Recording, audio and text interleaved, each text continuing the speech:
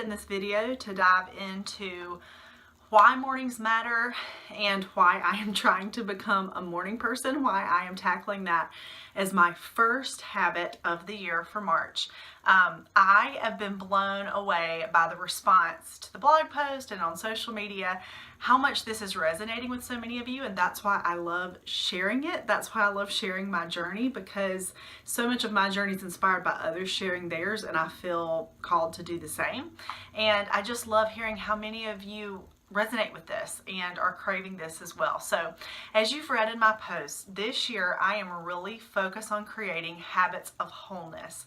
I am trying to build margin and habits into my days that are going to reach the long-term goals that I want. For too many years, this dreamer right here has pursued goals.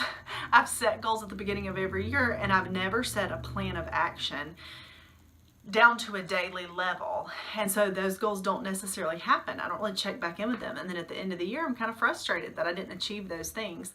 Well, as life has gone on, I've had 2 kids. I'm trying to work some and have 2 kids and do a good job with them and do all the things that I feel called to.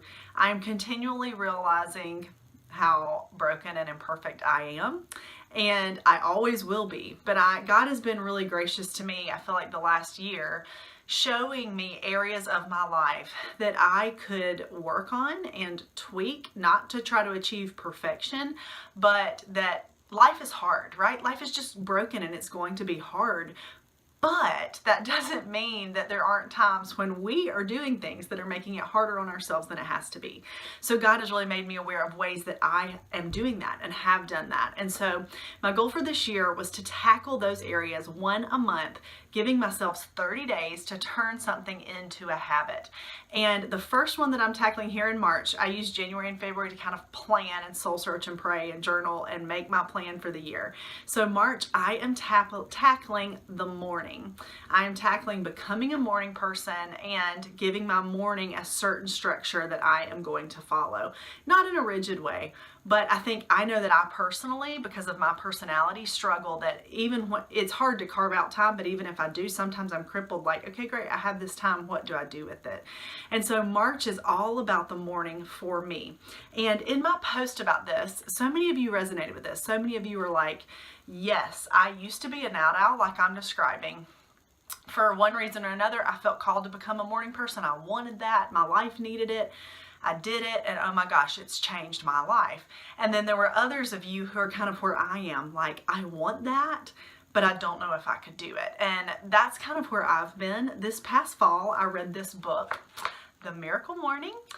There's different versions of this book. I read the one for network marketers, for entrepreneurs, but there's others. There's just a generic version. There's so many others. So some of the stuff that I'm going to share that was really powerful to me about this book may be different for you if you have a different version. But this book was so good. And I read this last fall because I watched a video on it where someone just shared their personal testimony about why they became a morning person and what this book did for them. And it immediately showed me that carving out a little bit of margin in my morning was going to be revolutionary for my life. That it just was.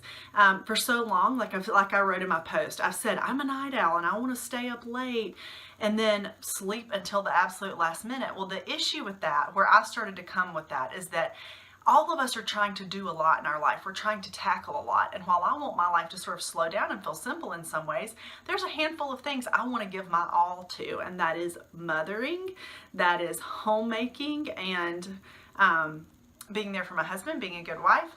And then it is this creative outlet that's become a job for me. And I realized that those habits I was in were getting in the way of that, because after parenting all day, the last thing I wanted to do at night was something productive. And by productive, I don't just mean work. Work is one of those things, but also something that is restorative to your soul. True relaxation that leaves you more energized than when you started it. And I love TV. I've loved TV my whole life. And for me, that was what I wanted to do to unwind. And there's nothing wrong with that per se, but I was watching way too much of it, staying up way too late, getting into shows, having nothing to show for that time, going to bed way too late because I just needed quiet, relaxing time in my mind, and then sleeping until my kids woke me up crying, and then I was in a terrible mood all day.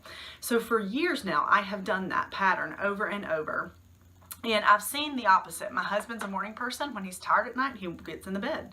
And then he gets up early and he reads and he does a little bit of a workout and he has his coffee and he does things before he has to leave for work.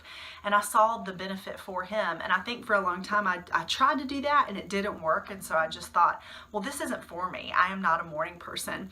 But the more it went on, my kids started getting up earlier even than they were. The little bit of margin I did have, I was losing. And I just continue to realize that if I don't really try this and shift this, it's going to be bad for me, because I need more margin in my life to be the kind of mother and wife and worker that I want to be and creative that I want to be. And I need more margin in my life to pour into myself and then to put towards some work. And I realized that when I was carving out that time for work, I was more energized as a mom. And so this book last fall really began my journey to dive into what would it look like for me to become a morning person. So I started setting my alarm earlier, I started going to bed earlier, and I feel like I've made some progress in that area. I am a far cry from where I was a year ago when I was staying up way too late and sleeping till the last minute and being in a bad mood all day. But what I have not tackled, that doesn't feel like a solid habit yet, that I am waking up. For me, that time is going to be early. It's for what I want to accomplish. I'm still figuring out the exact time, but it's going to be really early. I'm not waking up quite as early every day as I would like to get in the things that I want in the morning after this book. But I am used to now going to bed semi-early and getting up semi-early. So I do want to tweak that. I want to raise those a little bit, go to bed a little earlier consistently, get up a little earlier consistently. But what I've not been good at is packing that morning full of rocket fuel, as this book talks about, for my day. So looking at my day and what do I need? What does Lindsay's soul and heart need? What do the demands of my life need? My job, my kids, whatever. What do they need for me to carry me throughout the day? So I want to dive in and tell you a little bit about this book and what I am implementing. I wanted to do this in a video because there's certain things to me, certain topics that just go so much better in a video, and I resonate more with that, and this one just felt like it was easier to explain in a video. So the miracle morning, okay? We are creating a miracle morning routine. So the first thing I want to talk to you about is why the morning matters.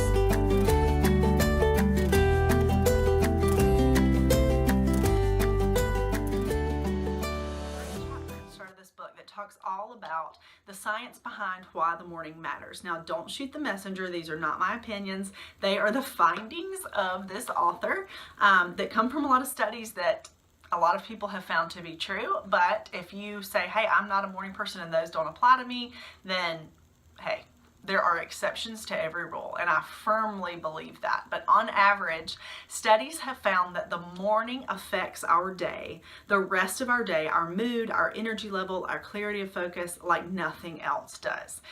In study after study, morning people were compared to night owls, and morning people were found to be, by an overwhelming margin, more proactive, have higher brain speeds, to make higher wages because they tend to get more done. Their capacity is larger. They're able to produce more, where night owls were continually found to be more prone to addictive behaviors and to just produce less, to have, more reports of anxiety and depression were reported, because how we wake up and how we spend our morning matters. You know, a study said that how you spend your 5 to 9 dictates your 9 to 5, and it's so true. And I believe all of this because I've seen it over and over and over again when I was staying up way too late and not spending my time on wise pursuits and things that were filling up my heart and my soul and rejuvenating me for the life ahead. When I was doing that and waking up later, I was a different person. I could not produce very much because I was always tired and in a terrible mood. I had no energy for it. And I didn't produce as much with my children because I was impatient and not who I want to be.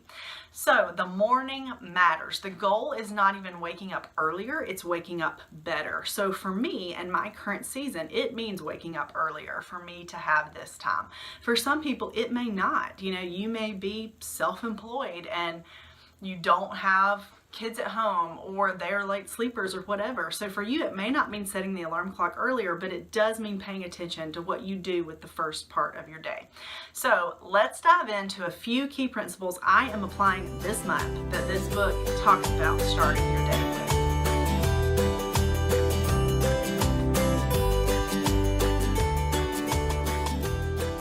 Okay, so the first thing we're going to talk about is the first 5 minutes of your day can either give you a giant boost of energy or it can make you want to stay in bed. So the first key to that is that we are not going to hit the snooze button at all. When our alarm goes off, we're going to get up and turn it off and get busy. And there's a lot of reasons for that. And y'all, when I heard this, I struggled because I've always been a snoozer. My husband laughs at me because when we got married, he never hit the snooze button, and now he'll snooze for 45 minutes because I do. But when you're constantly hitting the snooze button, what you're telling yourself is that I don't have enough self-discipline to get up right now. And so you're starting off your morning with a not awesome view of yourself that doesn't make you want to just tackle life ahead that day. I heard a quote, or the quote was in this book that was awesome, that talked about that the snooze button makes no sense, because if we hate mornings, when you're hitting snooze, you hate waking up in the morning and you're choosing to do it over and over again every single day.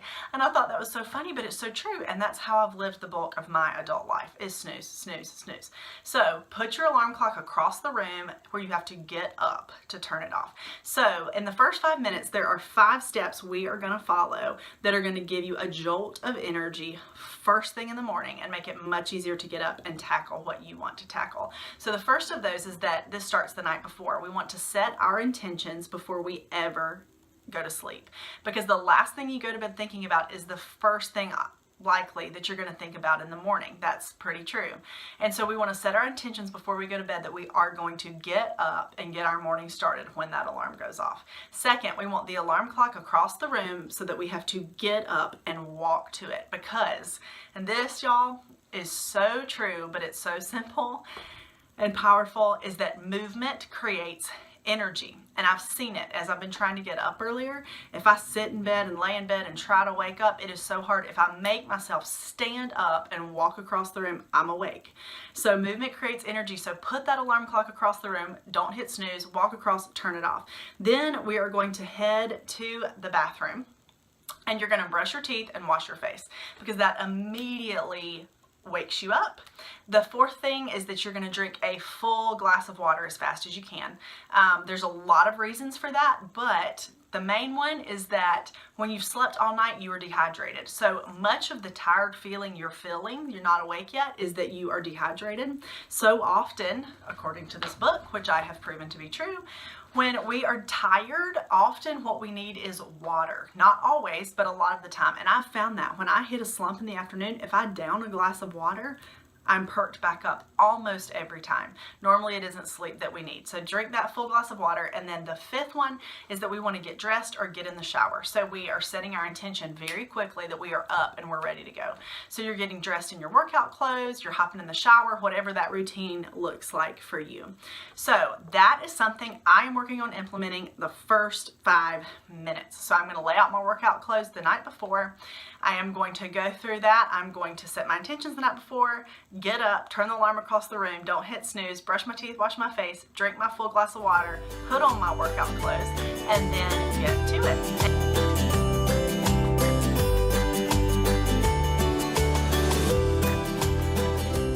Okay, so what do you do after those first 5 minutes? Well, I love that he gives you a program, and it can be totally tailored for you.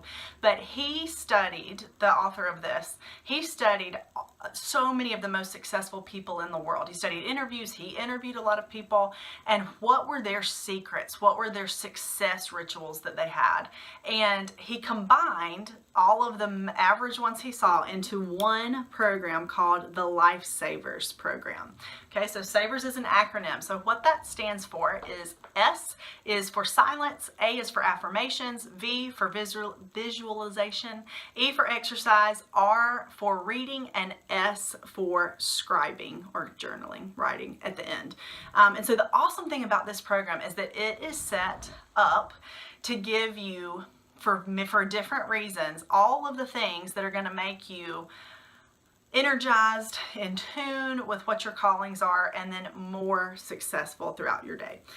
This book, there was a testimony that said that this system for them was like rocket fuel to their day, that starting with this was huge. And so he gives you a schedule in there where you do each one of those for a certain amount of time, and it equals an hour. But he said even if you have 6 minutes, you could do each one 6 minutes. And so what those look like, I think, is different for every person. There's a lot of details and examples in here. I am going to go through what those are going to look like for me and my practical testimony, because y'all can read the book and get all his tips on meditation and all that stuff if you want to.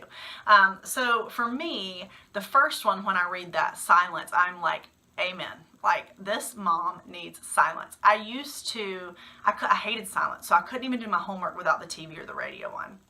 Which now I crave silence anytime I can get it. Like sometimes when Chris turns the radio on and we're doing stuff in the house, I'm like, no, I can't take any more noise. We have enough noise.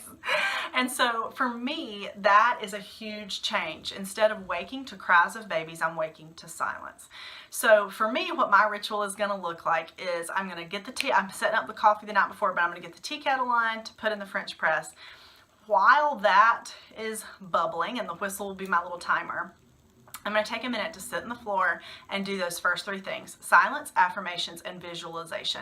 And for me, those are all prayer and time with the Lord. So silence, I'm going to sit, and like Melissa Hesler said in that podcast I linked to, I am going to be leaning into the Holy Spirit, connecting with Him after the night of sleep, the night away, sitting in silence, sitting in stillness before Him, and then moving into affirmations and visualization. So for me, what those look like, which I feel like is slightly different than the book might tell you, is not just affirming what I'm called in and then visualizing my success. Well, actually, that's exactly what it is. But this is more from a business perspective. So for me, it is affirmations that I am affirming in prayer what I know that He has called me to do. And then visualization is visualizing my day. And so for me, that's not my schedule. That is, I'm visualizing being patient with my children and not losing my temper, which is something that I feel like is all I do lately. Too much yelling. And so visualizing what I might want to achieve for work that day, visualizing things that what I want my day to look like. But for me, it's not just accomplishment based, it's very much connection based, and visualizing myself stepping into those callings that He's giving me, just as a person and a believer first and foremost, but then as a mom, as a wife, as a creative. And so that, once the tea kettle whistles, I'm done with that portion, and I'm moving on to exercise. I'm already in my workout clothes, so I'm going to get the French press on and steeping, you know, as it does, takes about 10 minutes. So I'm going to go do a 15 to 20 minute workout. For me, I have realized if I do not get that done first thing in the morning, it ain't going to happen. Or it's going to stress me out all day. That, oh yeah, I've still got to do that. I've still got to do that. So the goal of Life Savers for me is getting things done first thing that give me energy, that make me feel productive going into the day ahead, that I feel accomplished before my children even get up. And that changes my mood drastically. So I'm making myself a little schedule, but I am alternating what I do. Like some days it's going to be arm weights, some days it's going to be legs, an ab program, and then maybe 2 days of yoga, just like 15 to 20 minutes. And one thing he suggested is if you go to workout classes or whatever later in the day, this does not have to take the place of that. It can literally be 2 minutes of stretching. But the idea of having exercise in the morning is that there's so many proven facts or studies that exercise in the morning, be it 1 minute or 30 or 60, changes your day. It gives you an energy boost and adrenaline and endorphins and all that stuff that nothing else does, that your day needs. So for me, I'm going to do my workout. And then I'm going to pour myself a cup of coffee. I'm going to sit in my comfy chair, and I'm going to do my favorite two things in this Life Savers program, and that is reading and scribing. And that is something, pretty much of all of this, reading and scribing are what I've been doing in my mornings. And I do love it, but I'm really excited to add these other markers. So reading, he talks a ton about reading in here. I'm not going to go into it all. There's so much I want to say, but this is already going to be a long video. But I wanted to share what I'm trying to do so that all those of you who've been like wanting information about this can see what applies to you. So there is one quote that I wrote down that I have to share because it made me laugh out loud about being a reader. So I have always been a reader, but I've not been a daily reader to where I'm reading, 10 to however many minutes a day every day. I've been I'm reading a great book and I can't put it down and life halts and nothing gets done until the book is done. Then I don't read for a while because life has to resume. So I am trying to move from that, and really have moved into being a daily reader. But this quote was so good from his mentor, the author's mentor. "The greatest minds of our time and human history have spent years, sometimes decades, to condense the best of what they know into a few pages that can be read in a few hours and purchased for a few dollars. But you're not a big reader. That's a bad decision." And I just loved that because it's so true. And there's so many facts out there about that all of the majorly successful people read. And is our goal to be super wealthy, famous, successful people? Maybe, maybe not. But my goal is to be successful as a mother and as a wife and as a human being. And so I want to be reading books that help me do those things. And so one other fact he had that I want to give you that was really good, that 10 pages a day, okay, so if you read 10 pages a day, that is 3,650 pages a year. That is 18 200-page books a year. And I loved that because I think so many people say, I don't have time to read. And if you can't read 10 pages a day, read 2. But the idea of carving out time to pour into yourself, because what we put in is what we're gonna get out. So for me, what I'm reading is I'm reading at that time in the morning, and I'm also reading at night, which doesn't really apply to my morning routine, but I'll share that with y'all anyway. But my morning, I am reading for about 30 minutes. Sometimes it's longer, but I'm trying to actually condense it because I'm trying to move on and do other things. But I am reading my Bible first. I'm going through a different chapter. So I'm reading what's up for my Bible chapter and kind of meditating on that. And then I am reading a personal development book. Right now I'm alternating them. So like I am reading a business book.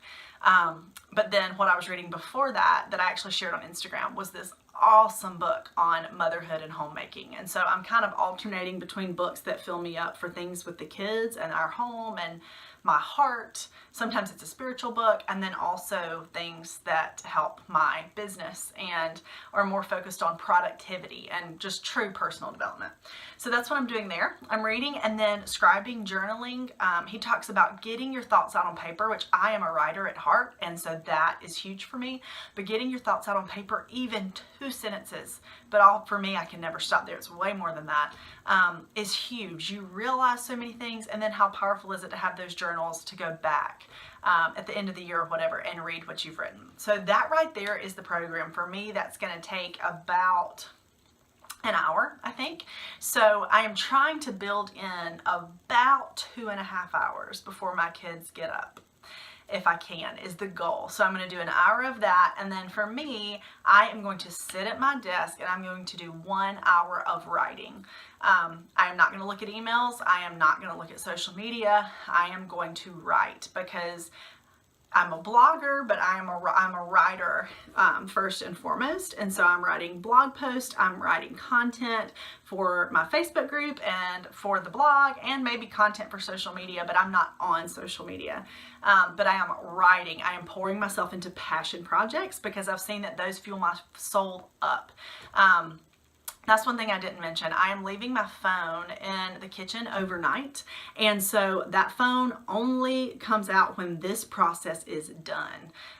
It's coming out after hour 2. So I am not looking at notifications. I'm not looking at text. And there's a lot of reasons for that, but he talks about waking to the noise. So the notifications, the emails, the texts that you immediately feel like you need to respond to creates a level of anxiety that we do not want, that you carry into the rest of the day. Those can wait. So focusing on yourself and pouring into yourself first, setting your intentions for the day, your motivations for the day, then picking that phone up. So for me, I'm doing an hour of writing, and then the last 30 minutes before the kids get up is going to be like posting on social media if I need to, responding to people, my team leaders for the Blooming Village, like different things like that. It's going to be more communications based. So I know this video got long. I hope you guys aren't sitting and watching it. Listen to it as a podcast as you're driving around. But there's so much good in here that I wanted to share about what was in this book and then what I am trying to make a habit. Last thing I'll leave you with is that I know that this may sound hard to some people, and I'm not saying anybody else needs to do this. This is my story. But some people have already said that, like, oh gosh, this just seems so hard. And y'all, I've been there. That's where I have lived for a long time. And any new habit we're creating is going to be hard, but that does not mean they aren't worthy.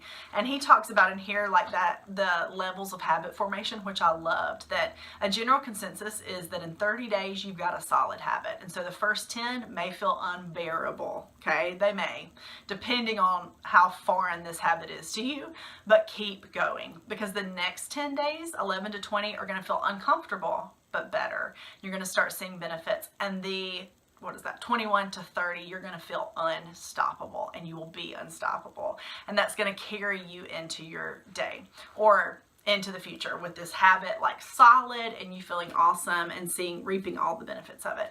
And for me, I have to say that already I'm still in that first 10, and it has not been unbearable for me personally, because I was craving this so bad, and because I immediately, like, day one, after the morning that was hard, my day was amazing in a way that it hasn't been lately. I had an energy and a patience and things for my children that I don't normally when I wake up to cry, because I had poured into myself in this way. I had done something creative and passion filled, and I felt accomplished by the time they woke up. So it's like, if our day gets crazy and all I am for the entire rest of the day is mom, and I don't get any work done, and I don't get to read, and I don't get any exercise done, I'm good, because I checked that off this morning. And so that is an awesome feeling, and it has already made such a difference for me. So that's all I'm going to share in this video about the Miracle Morning book. I'm going to link to it in the post. I highly recommend it for anybody who is interested in why the morning matters and what it looks like to become a morning person. And like he says, not just waking up earlier, but waking up better.